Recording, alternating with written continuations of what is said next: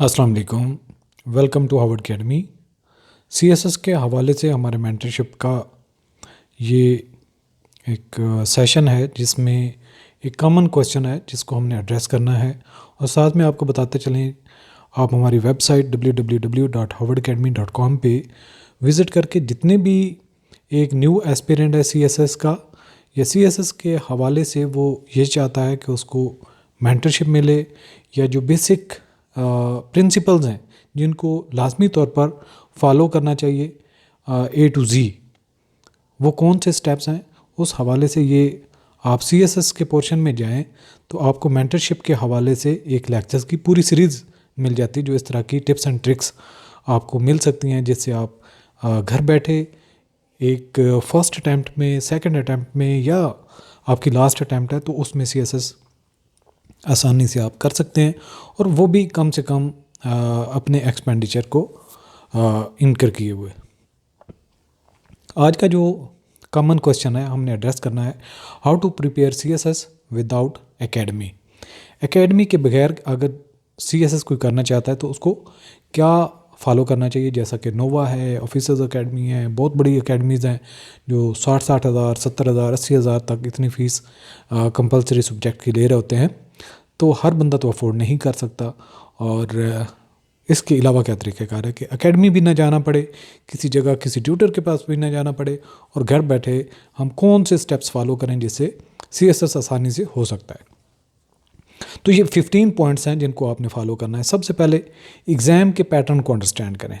सबसे पहले तो एग्ज़ाम सीएसएस है कैसे, कब कंडक्ट होता है, इसकी एमपीटी टेस्ट कौन सा है, उसका सिलेबस क्या है, एमपीटी टेस्ट की तैयारी करने का फ़ायदा क्या है, पासिंग मार्क्स कितने हैं, अच्छी तैयारी करनी चाहिए या सिर्फ पासिंग मार्क्स लेने चाहिए, और उसके बाद सीएसएस के कंपलसरी सब्जेक्ट कौन से हैं, उनमें से टफ़ कौन से हैं, ऑप्शनल कौन कौन से आपको सूट करते हैं। ऑप्शनल बहुत समझदारी के साथ लेने होते हैं, तो वो कौन से उसूल हैं जिसकी बेसिस पे आप अपने ऑप्शनल को शॉर्ट लिस्ट कर सकते हैं। आपको ग्रेजुएशन करनी चाहिए, मास्टर करनी चाहिए, आपका कॉन्फिडेंस लेवल किस हद तक काफ़ी होगा कि आप सीएसएस की तरफ जाएंगे, तो दूसरों से अपने आप को वीक ना समझें, अपने आप को लो ना समझें।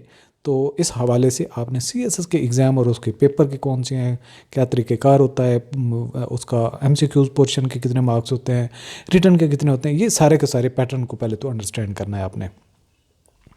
उसके बाद जब आप ये इस फेज़ से निकल जाते हैं तो स्टडी प्लान, जब जो स्ट्रेटेजिक लेवल पे है वो सबसे पहले है कि आपका प्लान होना चाहिए। और स्टडी के प्लान के बारे में कब आप डिसाइड कर सकते हैं कि आप आया कि आपने जब सीएसएस अपीयर होने जा रहे हैं तो आपके पास टाइम ड्यूरेशन कितना है, आप डेडिकेटेड हैं या नहीं है।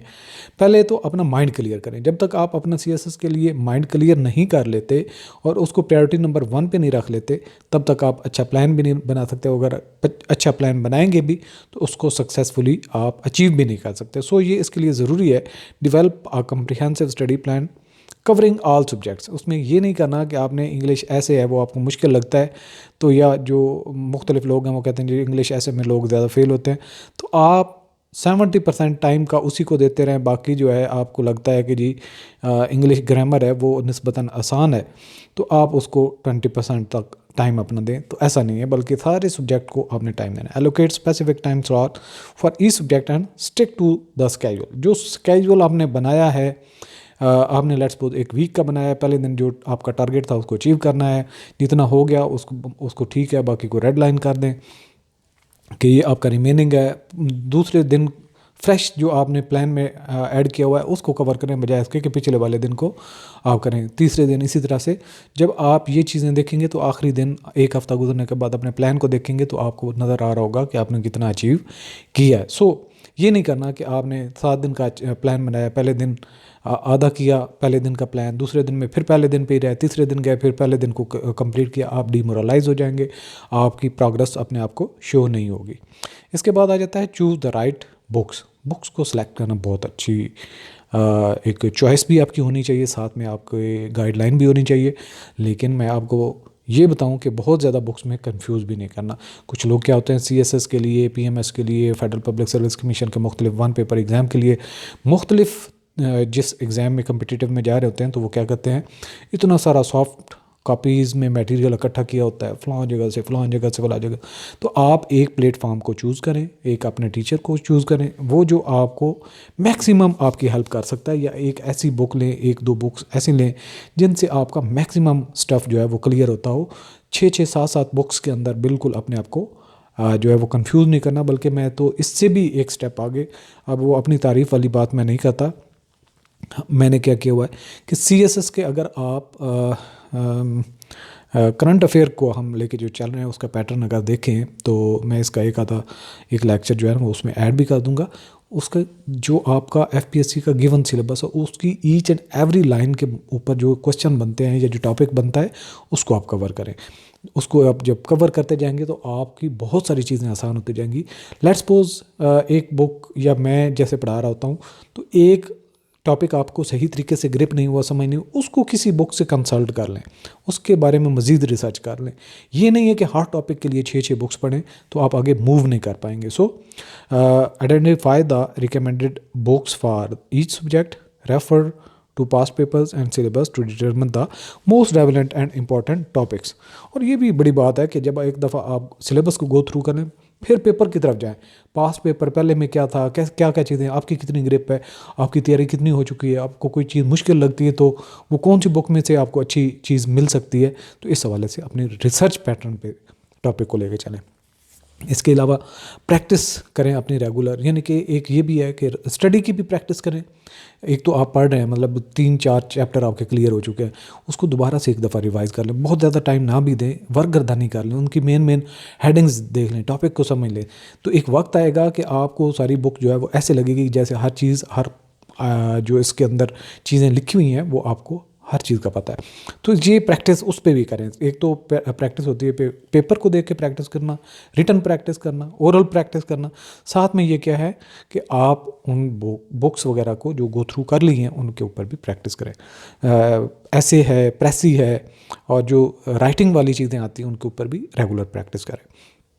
इसके अलावा करंट अफेयर्स के साथ न्यूज़पेपर देखते हैं, मैगज़ीन देखते हैं, टीवी टॉक शोज़ देखते हैं, यूट्यूब पे किसी जो एक अच्छा कंटेंट्स दे रहा होता है उसको फॉलो करते हैं। तो आप करंट अफेयर्स के साथ अपने आप को अपडेट रखें और साथ में इंपॉर्टेंट जो इवेंट्स हैं उनको नोट्स बनाते जाएं। इसके अलावा जो ऑनलाइन रिसोर्सेज हैं, यानी कि प्लेटफॉर्म्स हैं, अब जो CSS के हम कोर्सेज ऑफ़र करते हैं, MPT और CSS के बाकी जो कंपलसरी सब्जेक्ट हैं, हम भी एक ऑनलाइन प्लेटफॉर्म दे रहे हैं। उसमें कॉस्ट इफ़ेक्टिव भी है डेफिनेटली, और इससे भी आप एक्सप्लोर कर सकते हैं, आपका ये राइट है। अच्छे से अच्छा प्लेटफॉर्म चूज़ करें। आपको जिस टीचर की समझ आती है कि ये बात जिस तरीके से एक्सप्लेन कर रहा है वो आप अच्छे तरीके से समझ सकते हैं, तो उसको फॉलो करें। सो डिस्कशन करें, अपने ग्रुप्स बनाएं, अपनी सेल्फ इवैल्यूएशन करें, दूसरों से डिस्कशन करें, कोई क्विज़ मिल जाती है उसको प्रैक्टिस करें, और अपने वीक एरियाज़ को, जहाँ पे आप समझते हैं कि इस चीज़ को समझने में आपको ज़्यादा टाइम लगता है, वो वीक एरिया है, उसको स्ट्रॉन्ग करने के लिए भरपूर जो है वो फोकस रखें। वीक एरिया पहले अपना डिटेक्ट करें। इसके अलावा रिवाइज़ की बात कर रहे हैं तो उसको रेगुलर रिवाइज़ करें। अगर 5 चैप्टर आपने पढ़ लिए हैं, वो उन पे आपको तकरीबन 1 महीना लगा है, तो कम से कम ये है कि 1 हफ़्ता और रख के उस 5 चैप्टर को भी प्लान रिवाइज में डाल दें, हर सब्जेक्ट को, आसान से आसान को भी, ताकि वो ज़्यादा आपको नंबर दे। मुश्किल जो है उसके ऊपर चलें, थोड़ा टाइम ज़्यादा कर लेते हैं, लेकिन ये कि आसान सब्जेक्ट को भी बिल्कुल फोरगो नहीं करना है, रिवाइज़ करना है, समराइज़ करना है, की पॉइंट्स अपने नोट डाउन करने। और इसके लिए मैं आपको बताऊँ, करंट अफेयर का जो हमारा सेशन चल रहा है, उसको अगर आप फॉलो करें तो उसमें क्या है कि हर क्वेश्चन की हम आउटलाइन बना देते हैं।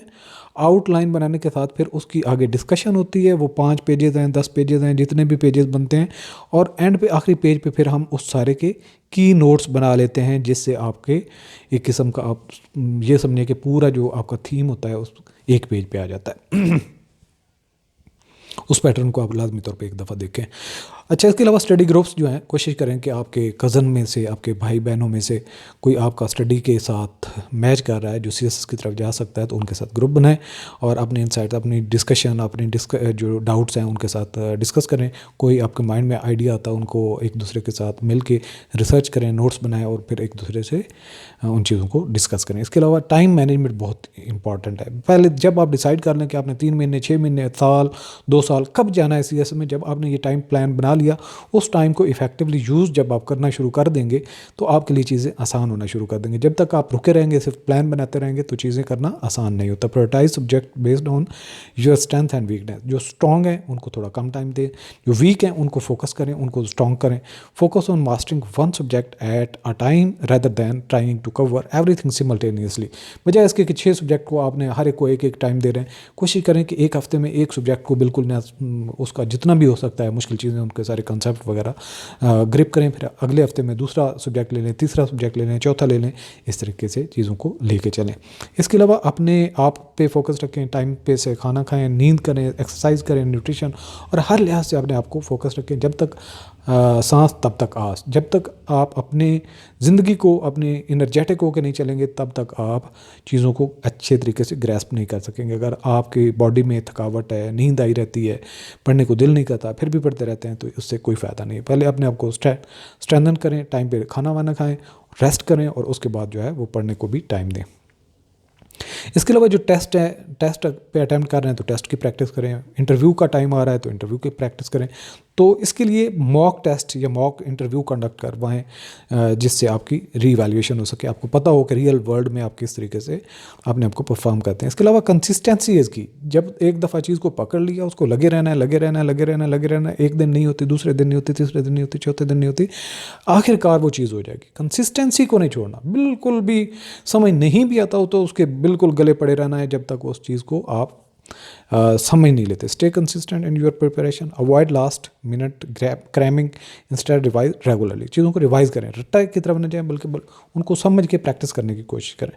सो ये कंसिस्टेंसी बहुत है। इसके अलावा जो गाइडेंस है, आपको कुछ चीज़ों की समझ नहीं आती, सब्जेक्ट सिलेक्शन में नहीं समझ आती, मुश्किल सब्जेक्ट लगता है, उसकी कुछ समझ नहीं आती, प्लान करने में समझ नहीं आ रही थी, इस डायरेक्शन में जाऊँ या किस डायरेक्शन में जाऊँ, जॉब करूँ या स्टडी करूँ तो किस टाइम करूँ, कितने घंटे करूँ।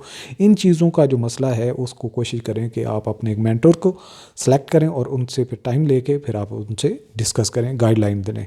इसके अलावा पॉजिटिव रखें, माइंड के अंदर ये चीज़ नहीं करने की आप नहीं कर सकते, आप वीक हो रहे हैं, आप बिल्कुल नहीं कर सकते, या आप करने की कोशिश तो कर रहे हैं लेकिन हो नहीं पाएगा, ऐसा नहीं है। बिल्कुल पॉजिटिव रहें, सोच के चलें कि आपने ये करना है, आप किसी से कम नहीं है, आप ही वो वाहिद बंदे हैं जिसने सबसे पहले ये काम करना है, तो आप कर सकते हैं। Maintain positive mindset throughout your preparation, believe in your abilities and stay motivated.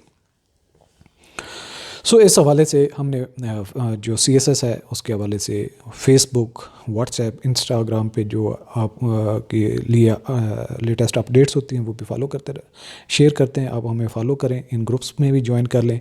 जो भी लेटेस्ट एडिशन आती है या कोई भी टॉपिक आता है या कोई इसकी हवाले से हमारी डिस्कशन हो रही होती है तो हम कोशिश करते हैं कि सबको कोई ना कोई शेयर करते रहें। तो इस हवाले से आप हमारे ग्रुप्स को भी ज्वाइन कर सकते हैं, इससे भरपूर फ़ायदा होगा। और साथ में आपको बताते चलें कि जो CSS के हवाले से कंपलसरी कोर्स है, MPT का प्लान है, वो बहुत हमारे कॉस्ट इफेक्टिव हैं, उनसे भी आप भरपूर इस्तेफादा हासिल कर सकते हैं घर बैठे। फिजिकल आपको अकेडमी कहीं जाने की ज़रूरत नहीं है, गाइडलाइन आपको घर बैठे हर चीज़ मिल जाती है।